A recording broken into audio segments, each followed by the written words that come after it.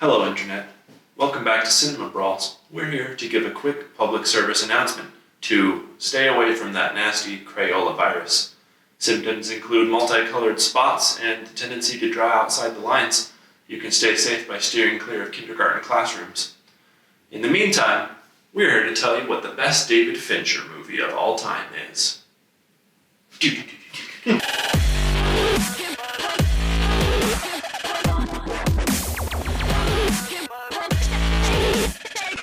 Like we were saying, we are going to deliberate against what we think is the best David Fincher movie. My name is, of course, Matt. This is Daniel. This is Jake. I tend to be. This is the second in our directorial series. All right, well, let's go ahead and get started. Daniel, what David Fincher movie are you bringing to the table? I believe that The Girl with the Dragon Tattoo is the best David Fincher movie. Oh, good for you. You're wrong. But continue. It is directed by David Fincher. It's a 2011 movie and stars Daniel Craig, Rooney Mara, and Christopher Plummer, and a bunch of other people, including Princess Buttercup. That's right, Robin Wright is in this movie. Jake, what do you think is the best David Fincher movie? Oh, I mean, I was originally going to pick Fight Club, but on a rewatch, I realized that I should not be talking about Fight Club. So I'm picking The Social Network. No, I'm kidding. I'm picking Fight Club. Social Network is good. Oh, that's great. But I mean, Fight Club. It's the most critically acclaimed one. Right. Which is weird. So, Fight Club is a 1999 movie starring Edward Norton and Brad Pitt, and coincidentally also directed by David Fincher. What a crazy random happenstance. Who would have thought? It's almost like it was planned. Oh, gosh. All right, Sparkinella, what you got? The movie that I picked is Zodiac. I do believe it's a very, very, very good one, and Very Jake Gyllenhaal. Very Jake Gyllenhaal. It was released in 2007, starring Jake Gyllenhaal, Mark Ruffalo, and a pre-Iron Man Robert Downey Jr. And I think it's great. Very, what do you call it? Marvel-y. Yeah. Before Marvel was a thing, it was very Marvel-y. It is, again, my favorite, and I think it's the best, but we'll deliberate and decide that for sure. Ready, Mark? You set? Brawl! Quick little history bite about David Fincher. He's pretty much put his name on the map because of a few good music videos, particularly ones for Madonna. And then got his directorial debut for directoring Alien 3. He had a lot of studio interference and somehow still pulled out a pretty good movie. Alien 3 is alright. Well, like solid Yeah. Given it was his first one, and again, all the studio interference, I think it turned out as good as it could. The point is, he's done better, and we're here to talk about those. It's true. And he's now doing TV shows like Mindhunter. Right. which was fine. So let's go on into start with the story. You mean it? No. Okay. Daniel? Alright, so Girl with the Dragon Tattoo is a Swedish book series that was turned into Swedish movies, and then David Fincher was in charge of the English adaptation. And I would venture that his English adaptation, starring Daniel Craig and Rooney Mara, is better than all three of the Swedish adaptations, not just because I don't speak Swedish. Daniel Craig is a journalist who is hired by Christopher Plummer to investigate the death of Christopher Plummer's granddaughter. Granddaughter? Grandniece or something. Grandniece. Somebody in this family who disappeared, and they have no idea what happened to her. So he hires Daniel Craig, and Daniel Craig, through crazy random happenstance, falls in with Rooney Mara's Lisbeth, who they solve the murder, maybe kidnapping, maybe nothing, of his Christopher Plummer's grandniece. And it's awesome. The reason why I like this story is because it is his most controlled movie. It's a very interesting, intricate, weaving in and out kind of story, but he brings it all together, not in like a Christopher Nolan way that's like, making your mind hurt. It's more of like, this is the factual events of what happened. kind of a way. It's very controlled. It's very, I don't want to say streamlined because there's not a lot of fluff, but it's so good. Like, he has full autonomy over the story, and he understands the story, and he gets it, and the way he directs it is confident, but how do I put this? I feel like the reason why the story of the girl with the dragon tattoo is the best one is not because the story, as in the plot points and the beats and the characters, are necessarily the best he's ever put to screen, but because it's the one that he has had the most control over. Anyway, now it's yours. Okay.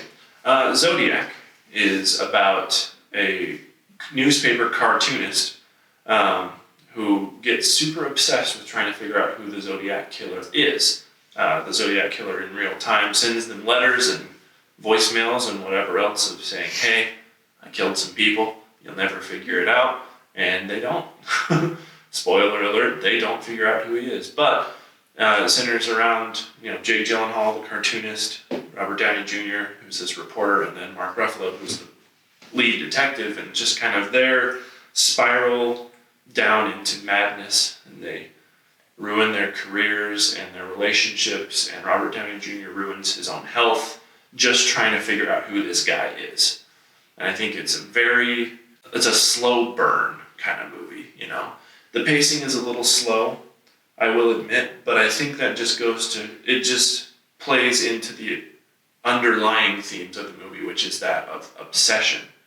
These characters get so obsessed and enthralled with figuring out who Zodiac is that it ruins their lives, and it's a slow thing at first, and then it picks up speed, and before you know it, you've worried yourself into a corner, I guess.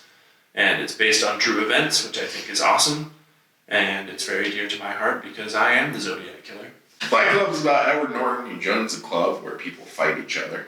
A lot of fun, because of Brad Pitt. At which point he becomes a terrorist. That about sums it up, right? Very simply. Yeah. Yes, absolutely. Yeah. I guess Brad Pitt tricks him into becoming a terrorist. That's the basics of the story. You don't need to know much more than that. I like the story because, for one, it's one of the most iconic movies, if not the most iconic, that David Fincher has done. And it explores some interesting mental as well as political issues that are just, it gets you thinking, It's a fun ride, and it ends in a twist that is just like, what? And any movie you can do that well and make you think for a while is a good movie. Which David Fincher does a good job with. He does. Overall. Absolutely. Okay. Are we ready to vote? I think so. Who is going to vote for Girl with the Dragon Tattoo? Who's going to vote for Zodiac? Yeah, I'll vote for Zodiac. And who will be voting for Fight Club? That would be me. Moving on to characters now. Jake? Well, you got Edward Norton, who's insane. He is. And you've got Brad Pitt, who doesn't exist. But you're right. Besides those two characters, sure, you have background characters and other things going on. The point is, the characters are fun, well thought out, and you really have to explore what's going on in Edward Norton's mind, by the end. Just like that whole process.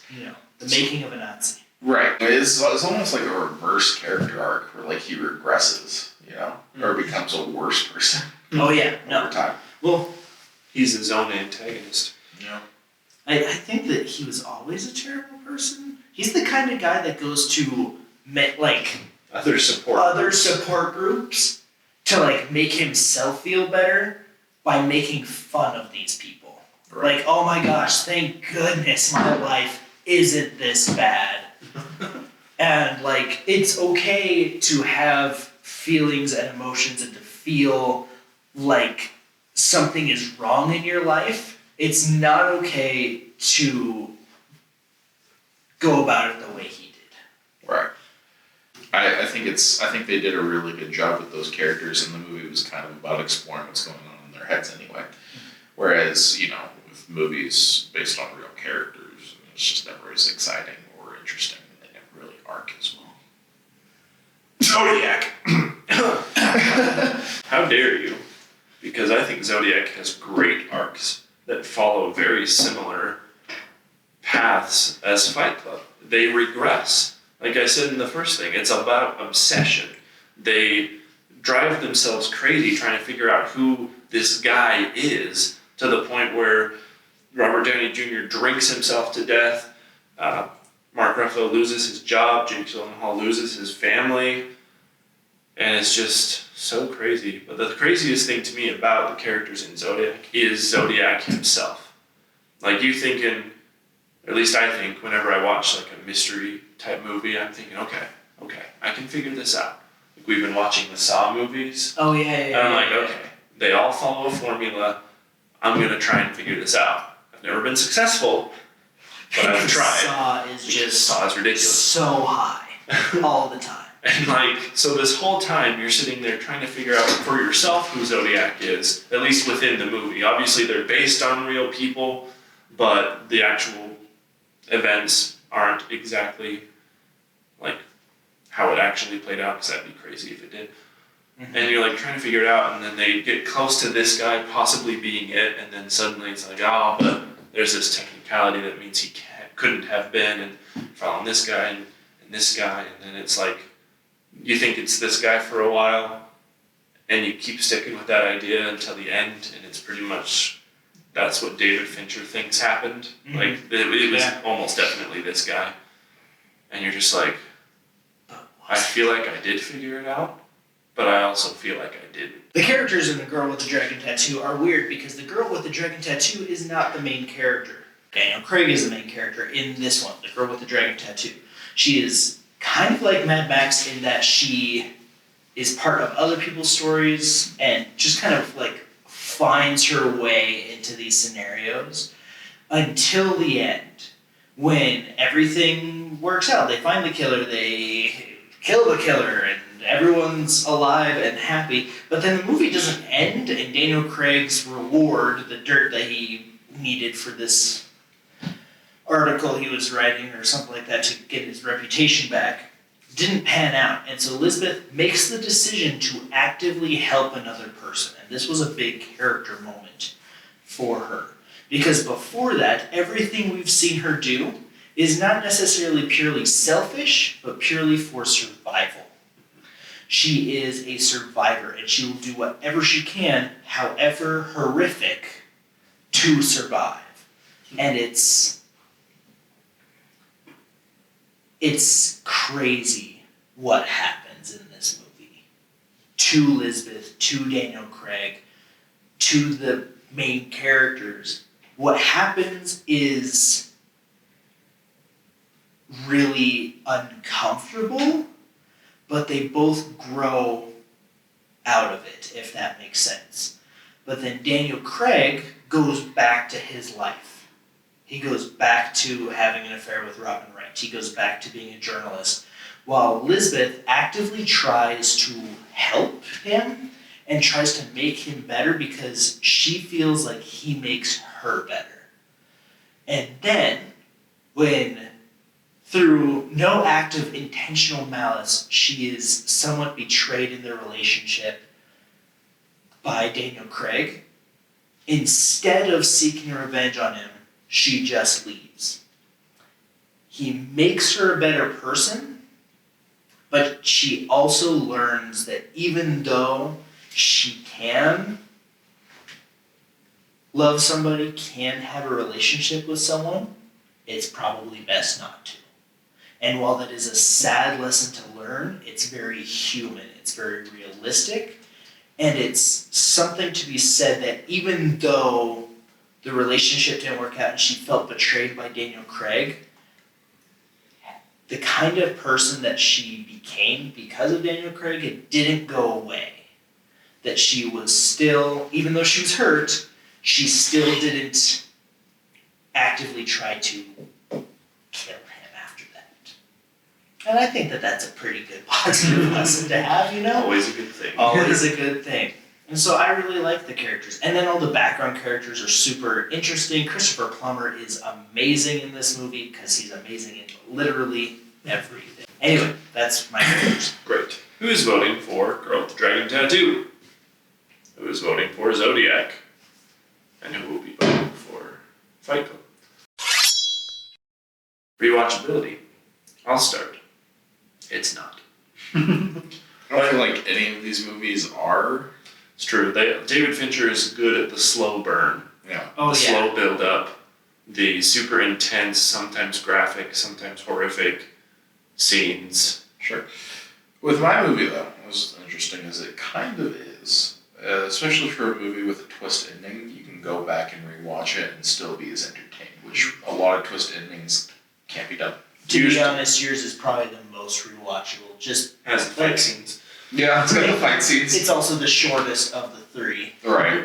Pretty sure it goes in order of length here. Pretty sure. I mean, Brad Pitt. Brad Pitt, he's always watchable, and he's actually really fun in this movie. Again, terrible characters. The problem with Fight Club is that they make you like the terrible characters. And so you sit there and you're They're like, good man. characters, but terrible people. Yeah, man. Who, for our age, who as a teenager didn't want to sit there and be like, you know what, we should totally start a Fight Club, right? Right? Because it was cool, and you gotta be like Tyler Durden and crap. But then, hopefully, not everyone does, but hopefully you realize, wow, that's awful. These are terrible people. I guess, is it unanimous? Are we voting for Fight Club? Yeah, we'll vote for Fight Club. Which are Who would you vote for? Who would you vote? You. Okay. I like this movie, okay? I think it's great. That's fine. I couldn't get into it. I thought it was uncomfortable and weird. It was hard to understand. Uncomfortable parts. It was hard to understand just what was happening with that movie for me. One of the things that I really liked, and like just to explain kind of where I'm coming from, I love watching the behind the scenes of the movies, and the behind the scenes of Girl with the Dragon Tattoo is super interesting because the Girl with the Dragon Tattoo has as much, if not, I think a little bit more special effects shots than Avengers. Every single shot has some form of CGI or enhancements, or computer enhancements done to it because David Fincher is so meticulous with this movie. If there wasn't enough snow on the ground, he would make sure there was enough snow on the ground. None of the blood is real in this movie. All of it's fake and CG. And I know Jake's bored, but I love this movie. Yeah, I know you do. I guess that plays into our merits in genre. David Fincher had a lot more control. Oh, absolutely. This one, I feel like of all of his passion projects, which I think every single movie of his is, Except for Alien 3. except for Panic Alien Room. 3. Well, Panic Room was still okay.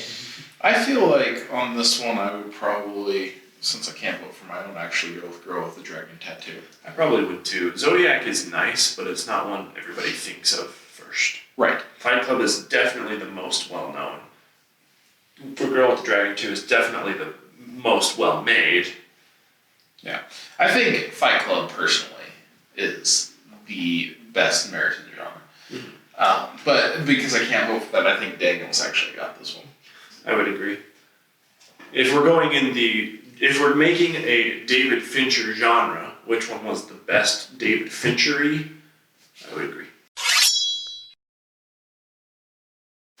We'll give it to Dan. I got a point there. So who'd you vote for? I'm curious. I'd probably vote for Fight Club. Okay. Yeah. Great. That leaves us with our last category, which is emotional impact. The thing with David Fincher movies is that you kind of leave every one of his movies somewhat bewildered, maybe a little bit numb, just because stuff happens, but it's so cold and calculated the way he portrays it that maybe you're horrified a little bit at something that happened, but you're not necessarily affected by it in the same way that like a sports movie makes you cry or a romantic comedy makes you laugh or things like that. There's not as much raw emotion. It's more cold, calculated.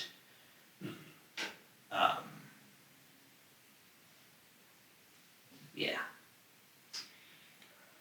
I think my movie has a lot of raw emotion.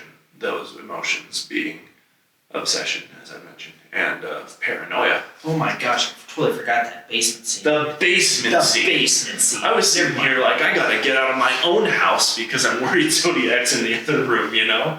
He doesn't even have a basement. I don't have a basement. And it's just, they did that very well. Like, once that third act hits, when Jake Gyllenhaal is on his own, everyone else has given up, it's been like 8 years later, however long, and he's still doing it, and it's like, he's finally got a new lead, and it's just like, he's getting phone calls from Zodiac now, personal phone calls, and it's like, oh my gosh, he's gonna come around the corner any second now. And it's in his house by himself, when he's in that creepy basement, when he's just did it well. Sure. My movie has a different type of raw emotion, which is a lot of anger. Yeah. Yeah. A lot of anger, a lot of testosterone and yeah. angst. Lots of dealing with problems within yourself and trying to find some kind of outlet for that, which I find interesting. But the fights in Fight Club at least, kind of get you amped up. Oh, they get you going. Which I think is, if you're going to watch a movie about fighting, it does it well. They would have to, yeah. It keeps its emotions up. And I just like the way the whole movie felt throughout. I think it kept the tone it was looking for and even amped it up as time went on. I definitely think it kept the tone I was looking for. Absolutely. And the twist at the ending was just the nice punctuation mark at the end of that tone. Right. Alright, well, who's voting for Girl with the Dragon Tattoo? Ooh, I'm kidding. I already used that joke. Who's voting for Zodiac? Who's voting for Fight Club?